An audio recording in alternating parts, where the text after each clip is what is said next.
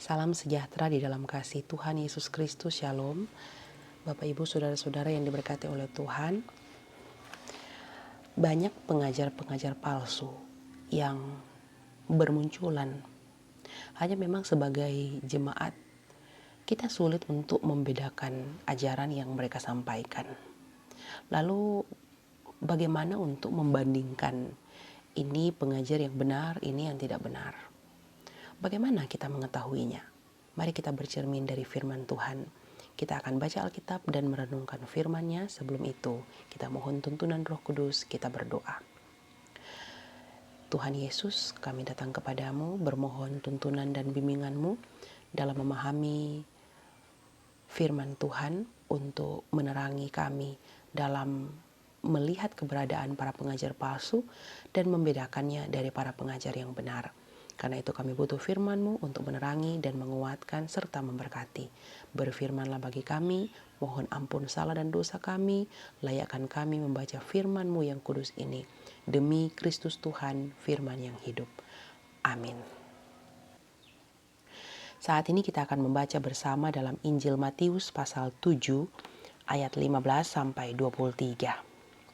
Hal pengajaran yang sesat. Waspadalah terhadap nabi-nabi palsu yang datang kepadamu dengan menyamar seperti domba. Tetapi sesungguhnya mereka adalah serigala yang buas.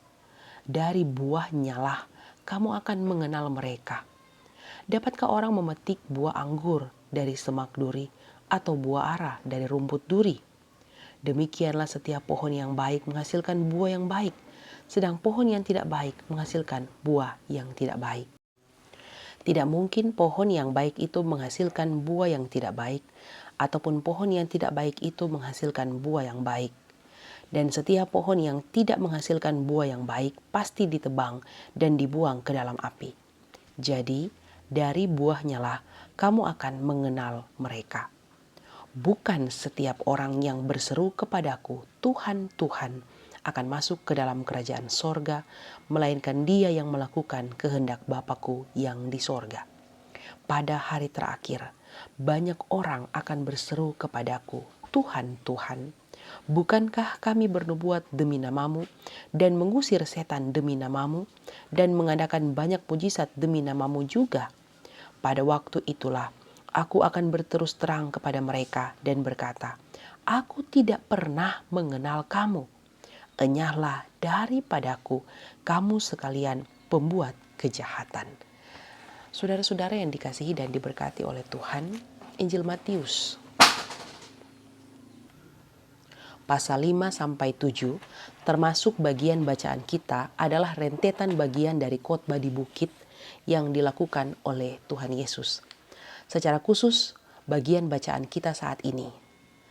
Secara langsung Yesus mengatakan bahwa umat perlu waspada terhadap nabi-nabi palsu yang datang pada mereka. Mengapa perlu waspada? Karena memang kedatangan mereka sangat sulit dikenali. Karena apa? Karena Yesus bilang mereka menyamar seperti domba. Apa maksud menyamar seperti domba? Yang dalam kalimat berikut saat si domba ini disandingkan juga dengan serigala yang buas. Mari kita perhatikan kalimat ini. Seperti kita tahu bersama bahwa domba adalah hewan yang taat. Jika dibandingkan dengan kambing saja, ketaatan domba sangatlah berbanding terbalik dengan kambing. Apalagi dibandingkan dengan serigala. Domba taat versus serigala buas. Apa maksud Yesus dengan menyandingkan atau membandingkan kedua hewan ini dalam hubungannya dengan nabi-nabi palsu? Lalu mengatakan kepada jemaat untuk waspada. Ingat, Yesus suruh kita waspada. Karena apa? Karena penampakan sang serigala yang tampil dalam diri nabi palsu memang sangatlah sulit dikenali. Sebab bak domba dia tampil. Sang nabi palsu akan tampil dengan sangat menarik karena kelihatannya sangat taat, kelihatannya sangat penurut, kelihatannya sangat patut dikasihi.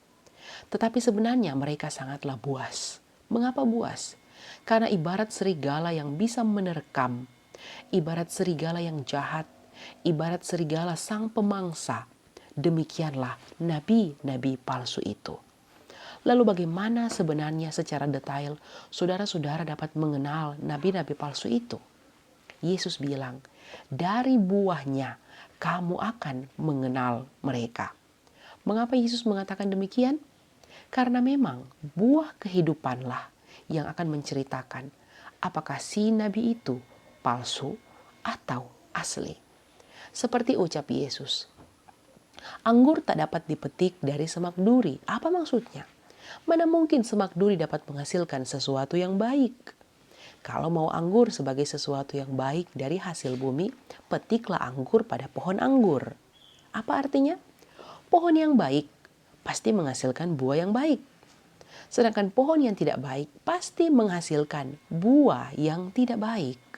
Sebab apa? Tidak akan pernah terjadi memang pohon yang baik menghasilkan buah yang tidak baik, atau pohon yang tidak baik menghasilkan buah yang baik. Apa artinya jika dibandingkan dengan para nabi palsu? Ingat kata palsu? Mengikhtiarkan tentang kemunafikan. Fake, lain di depan, lain di belakang. Kelihatannya domba, tapi serigala. Kelihatannya baik, tapi munafik. Karena kebaikannya itu cuma kepalsuan. Kelihatannya melayani jemaat, tetapi sebenarnya sedang melayani diri mereka sendiri, perut mereka sendiri. Roma 16 ayat 18. Kelihatannya berbuat baik, tapi sebenarnya hanya menyenangkan jemaat. Kelihatannya menginjil dan memberitakan firman, tapi sebenarnya firman yang diperdengarkan hanyalah dongeng belaka. 2 Timotius 4 ayat 4. Atau kehendak diri sendiri. 2 Petrus 3 ayat 16. Kalimat ini jelas dipertegas Yesus untuk mengatakan bahwa mereka nabi, tapi bukan nabi Tuhan. Mereka itu nabi palsu, memakai jubah jabatan kenabian mereka untuk melakukan sesuatu yang bukan menjadi kehendak Tuhan. Karena sesungguhnya mereka bukanlah nabinya Tuhan. Dan jemaat dapat mengenal mereka dari buahnya.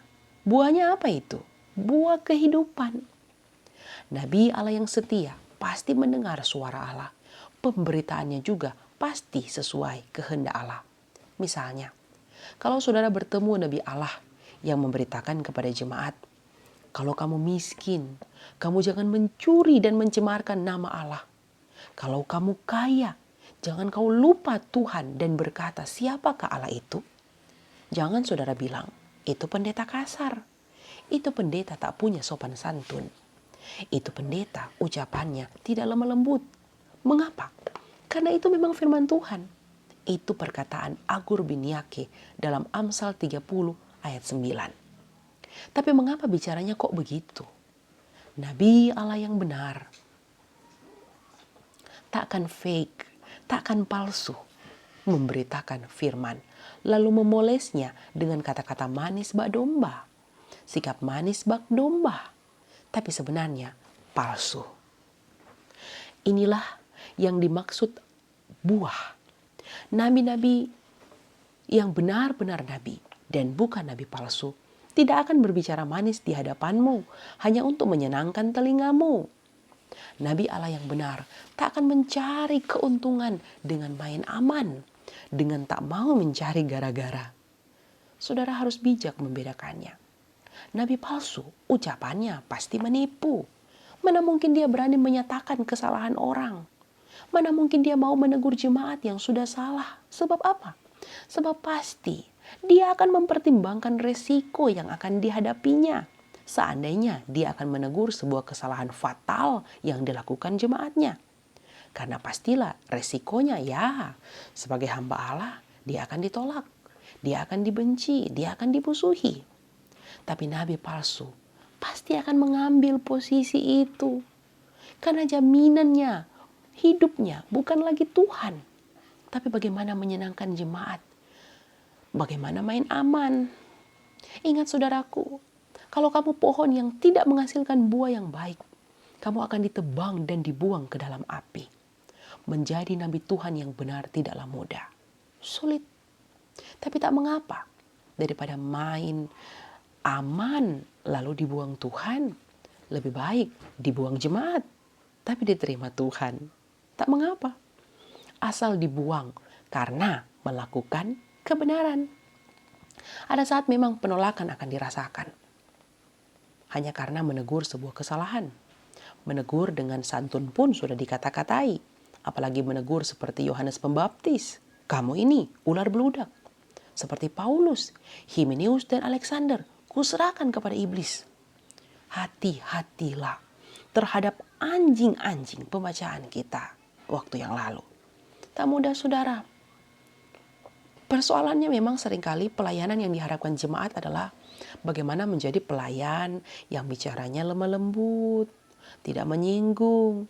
Kalau pilih kata itu yang bisa diterima oleh norma pada umumnya. Beda sekali dengan saat Yesus berkhotbah, saat Petrus berkhotbah, saat Paulus berkhotbah, juga Yohanes Pembaptis. Demikian dengan nabi-nabi yang sepertinya tak punya santun sama sekali. Mengapa bisa demikian? Karena memang sopan itu kini nilainya menjadi lebih tinggi daripada nilai kebenaran. Misalnya, kita selalu berharap orang kalau bicara 4 orang itu mesti sopan-sopan, tahu etiket. Kita kok terima, asal ngana sopan. Padahal ada backing kesalahan besar. Anehnya ialah, salahnya tak disadari. Teguran orang yang disalahi. Umpamanya begini. Seringkali istri tegur, suami tegur. Ngana kuak katuk nih boleh begitu. Nggak betul begitu. Belum kelar istri bicara, belum kelar suami bicara, torang langsung sambung begini. Syukurang sama juga di ngana. Sebutul su ngana pe kelakuan le. Itulah kita. Mengapa bisa jadi begitu? Karena nilai kebenaran kini jauh lebih rendah dari nilai kesopanan. Lalu jika demikian, apakah buah, kita lanjut dalam bacaan kita, yang dihasilkan oleh seorang nabi yang benar? Bagaimana jemaat dapat mengenalnya? Lalu apa indikator-indikator atau syarat bahwa seorang itu disebut nabi Allah yang benar? Mari kita perhatikan. Yesus bilang, nabi Allah yang benar bukanlah seorang yang selalu berseru kepada Tuhan. Bukan setiap orang yang berseru kepadaku, Tuhan, Tuhan akan masuk ke dalam kerajaan sorga. Jadi saudara-saudara kalau bertemu Nabi Allah, lalu selalu bilang bahwa dia bertemu Tuhan. Tuhan bicara padanya. Dia selalu berjumpa Tuhan, baik dalam penglihatan maupun secara langsung.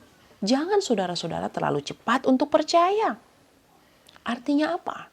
Yesus mau bilang, yang selalu berseru kepadanya belum tentu adalah nabinya. Jadi sebagaimana kita bisa mengetahui itu nabi benar dari Allah, bagaimana kita tahu? Nabi Allah yang benar, yang berbuah itu tidak ditentukan oleh setiap seruan yang diperdengarkannya di hadapan Allah. Tapi dapat diukur kalau kita melihat bahwa dia selalu melakukan kehendak Bapa yang di sorga. Apa saja kehendak Bapa yang dapat kita ukur dalam hidupnya? Ya tentu, saudara harus baca Alkitab untuk tahu semuanya. Dan Alkitab jelas merinci itu. Nabi Allah yang benar pasti tidak akan terlalu berani mengucapkan demi nama Tuhan perkataan yang tidak diperintahkan Tuhan untuk dikatakannya. Ulangan 18 ayat 20. Seorang nabi yang benar pasti tidak akan bernubuat palsu. Tidak akan mengajar dengan sewenang-wenang. Yeremia 5 ayat 31. Para nabi yang benar pasti tidak akan sembarangan menambahi firman-Nya. Amsal 30 ayat 6. Para nabi yang benar pasti tidak akan mengejar untung. Yeremia 6 ayat 13, 8 ayat 10. Para nabi yang benar tidak akan menubuatkan penglihatan yang bohong, ramalan yang kosong, dan tipu rekaan hatinya sendiri. Yeremia 14 ayat 13 sampai 14. Para nabi yang benar pasti tidak akan memakai lidahnya sewenang-wenang untuk mengutarakan firman ilahi. Yeremia 23 ayat 31. Para nabi yang benar tidak hanya melayani perutnya sendiri. Roma 16 ayat 18. Para nabi yang benar tidak akan mengucapkan ucapan dongeng belaka. 2 Petrus 1 ayat 16. Para nabi Allah yang benar tidak hanya menyenangkan hati orang saja atau menyenangkan jemaatnya saja. Efesus 6 ayat 6. Dan para nabi yang benar dan bukan palsu pasti tidak akan hanya mencari kesukaan manusia saja. Tidak hanya mencari perkenanan di hadapan manusia saja. Karena pasti mereka akan mencari kesukaan Allah. Mencari perkenanan Allah. Galatia 1 ayat 10. Ini hanyalah sebagian ayat untuk menggambarkan siapa nabi palsu itu. Maka kenalilah mereka dengan benar. Jangan kau kenali dan cepat menyimpulkan bahwa nabi Allah yang benar adalah mereka yang bernubuat demi nama Tuhan. Bernubuat itu berkhotbah dengan menggunakan nama Tuhan. Atau nabi Allah yang benar adalah mereka yang mengusir setan demi nama Tuhan dan berhasil terusir. Atau nabi Allah yang benar yang mengadakan banyak mujizat demi nama Tuhan. Orang pasti sembuh, persoalan pasti beres, dan sebagainya. Artinya apa? Saudara dan saya tidak boleh dengan mudah mempercayai seseorang yang bicaranya selalu Tuhan. Tak bisa selalu percaya jika ada tanda mujizat, termasuk kemampuan dalam mengusir setan. Karena apa? Karena ternyata itu bukanlah indikator untuk bisa menilai bahwa seorang nabi adalah utusan Tuhan. Lalu mengapa kita tak bisa mempercayai mereka? Kan mereka bisa melakukan hal-hal spektakuler dan memakai nama Tuhan Yesus. Ingat saudaraku, Tuhan bilang, bukan mereka yang berseru kepada aku, Tuhan, Tuhan. Bukan mereka yang bernubuat, bukan mereka yang mengusir setan. Bukan mereka yang berhasil melakukan tanda mujizat. Lalu kalau begitu, mungkin ada dari kita yang bertanya, kalau begitu, kalau mereka bukan hamba Tuhan, mengapa mereka sanggup melakukan itu? Kan mereka juga pakai nama Yesus. Tidak saudaraku, mereka tidak benar-benar hamba Yesus. Mengapa? Karena sekalipun mereka menggunakan nama Tuhan, nama Yesus, mereka tidak benar-benar selalu memperkatakan ucapan yang disuruhkan Yesus. Dan jikalau mereka berhasil dengan mujizat dan tanda herannya dengan nama Yesus, mereka bukanlah hamba Yesus. Lalu pertanyaannya, mengapa mereka berhasil? Mengapa Tuhan sepertinya membiarkan mereka menggunakan kuasa namanya? Ingat saudaraku, pada hari-hari terakhir, Tuhan memang membiarkan namanya yang penuh kuasa itu dipakai oleh para nabi-nabi palsu. Jadi sekalipun nama Tuhan yang penuh kuasa itu dipakai oleh mereka, dan oleh kuasa nama itu seseorang berhasil diusir setannya, berhasil melakukan mujizat, belum tentu dia nabi yang berasal dari Tuhan. Maka lihat buah kehidupannya, benar atau tidak. Kalau dia pakai nama Tuhan, tapi yang dia cari adalah kepentingan perutnya sendiri, dia bukan nabinya Tuhan. Kalau dia bilang dia nabi Tuhan, tapi bukan firman yang dia katakan, tapi kalimat keinginannya sendiri, atau yang orang sebut sekarang juga motivator, dia bukan nabinya Tuhan. Alkitab bilang begini, khotbahnya begitu. Kalau dia hamba Tuhan, tapi yang dia pikirkan hanyalah bagaimana menyenangkan dirinya sendiri atau menyenangkan manusia saja, dia bukanlah nabinya Tuhan. Maka Tuhan bilang, pada waktu itulah aku akan berterus terang kepada mereka dan berkata, aku tidak pernah mengenal kamu. Enyahlah daripadaku, kamu sekalian pembuat kejahatan. Artinya apa saudaraku? Tuhan tidak mengenal seorang nabinya sebagai nabi yang benar-benar nabi. Karena sang nabi bilang dia mengenal Tuhan. Dan Tuhan tidak mengenal seorang nabinya sebagai nabi yang benar-benar nabi karena melakukan tanda dan mujizat. Karena nyatalah bahwa di hadapan Tuhan mungkin yang dilakukannya justru adalah kejahatan. Sebab apa? Sebab ya bisa jadi dia meraup untung dari kenabiannya. Itu jahat di mata Tuhan. Bisa jadi perkataan yang diperkatakannya bukanlah firman Tuhan, tapi firman diri sendiri. Jadi bukan lagi nubuat, tapi kubuat atau lu buat. Sehingga jemaat bisa mengatakan, itu sih lu buat. Dan itu disebut jahat dalam pemandangan Tuhan. Apa pesan firman bagi kita? Satu, sebagai jemaat, saudara dan saya perlu waspada terhadap nabi-nabi palsu yang datang padamu. Yesus bilang waspada, sebab penampakan luar mereka seperti domba. Kelihatannya sih taat, tapi keberingasan mereka dalam memenuhi tujuan-tujuan mereka akan nampak. Kapan dia nampak? Waktu akan membuktikannya. Nabi yang benar, buahnya akan kelihatan. Bagaimana kita membuktikannya? Kan pohon yang baik, dengan buah yang baik kita bisa merasakannya kan? Buahnya pasti manis, bentuknya, isinya pasti tidak menipu. Yang kelihatan di luar pasti juga dalamnya begitu. Kalau di luar kulit buah mangga itu pasti dalamnya rasa buah mangga.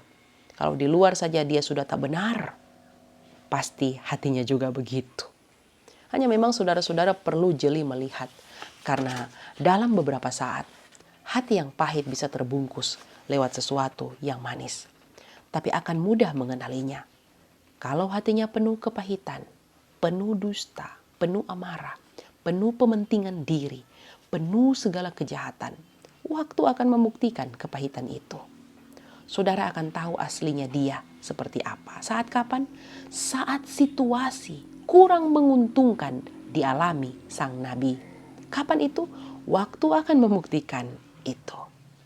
Nabi Allah yang benar tak akan kompromi terhadap dosa hanya karena takut jemaatnya membenci dia. Dia akan memberitakan firman, siap sedia, baik atau tidak baik waktunya. Menyatakan apa yang salah, menegur dan menasihati dengan segala kesabaran dan pengajaran. 2 Timotius 4 ayat 2. Malah, untuk sebuah kesalahan fatal, maka seorang nabi yang benar-benar nabi Allah pasti akan menegur dengan tegas supaya mereka menjadi sehat dalam iman. Kecuali jangan sampai kita menjadi nabi yang dibenci karena memang kita melakukan sebuah kesalahan. Itu hukuman bagi kita. Resikonya jelas. Kalau kau jadi nabi yang benar, kamu akan dibenci, kamu akan ditolak, kamu akan dianiaya. Yang aneh ialah yang ditegur salah tidak merasa bersalah. Malah menegur balik pada yang menegur bahwa tegurannya itu salah. Itu tantangan dari nabi yang benar. Kalau memang ada salahnya, tunjukkan salahnya di mana. Jangan cuma bilang, teguran sang nabi salah. Harusnya dia tidak begitu. Kok nabi Allah begitu? Kalau sang nabi tidak pernah menyatakan salahmu saudaraku, padahal harusnya dia bilang letak salahmu. Jadi asal bukan cari-cari salahnya orang ya. Jadi kalau dia masih bicara tentang salahmu, itulah nabi Allah. Sama seperti kita. Orang tua yang benar pasti hari-hari marah sama anak-anak karena banyak salahnya. Kalau orang tua tidak pernah marah, tidak nyawa veto, artinya dorang bukan orang tua yang benar. Ataupun bukan orang tua kandung. Kan kalau orang tua kan tidak kandung, tidak orang tua langsung kan nggak enak. Rasa begitu le. Bantarnya dia tersinggung. Demikian pun nabi yang benar. Maka kenalilah nabimu. Nabi yang benar akan mengarahkanmu ke jalan yang benar. Meskipun kalau kau dengar perkataannya, mungkin tak setinggi ekspektasimu. Kenali nabimu. Kenali pemimpinmu. Ingat saudaraku, bukan setiap orang yang berseru, Tuhan, Tuhan akan masuk ke dalam kerajaan sorga. bukan yang usir setan, bukan yang bawa khotbah, bukan yang bikin mujizat, tapi siapa? Mereka yang melakukan kehendak Bapakku. Jadi mengenali orang itu hidup benar, nabi benar, bukan karena dia bilang kita kuat enggak begitu. Kalau kuat kita biasanya langsung terus terang. Nabi Allah yang benar, bukan yang mengatakan dia dekat Tuhan. Karena hidupnya akan membuktikan dia dekat atau tidak. Pesan selanjutnya, jemaat perlu sangat hati-hati. Karena apa? Tuhan bilang, orang-orang begitu ada banyak. Jadi kalau ada nabi yang bilang dia bisa dengar suara Tuhan, terus bisa melakukan sesuatu dengan menggunakan nama Tuhan, jangan jemaat percaya mentah-mentah. Periksa hidupnya. Dia dekat Tuhan tidak? Hidupnya mirip Tuhan tidak? Tuhan kan menegakkan kebenaran. Dia menegakkan kebenaran atau kecurangan. Tuhan baik. Dia baik tidak? Tuhan rendah hati, rela berkorban. Dia rendah hati atau tinggi hati? Dia rela berkorban atau mengorbankan orang? Tuhan memberitakan Injil meski ditolak. Dia rela tidak ditolak saat memberitakan Injil? Itulah nabi yang benar. Tuhan memberkati firman-Nya. Amin. Mari kita berdoa. Terima kasih Tuhan untuk firman-Mu. Kiranya boleh memberkati semua pendengar, memberkati kami semua. Demi Kristus Tuhan, firman yang hidup kami berdoa. Amin.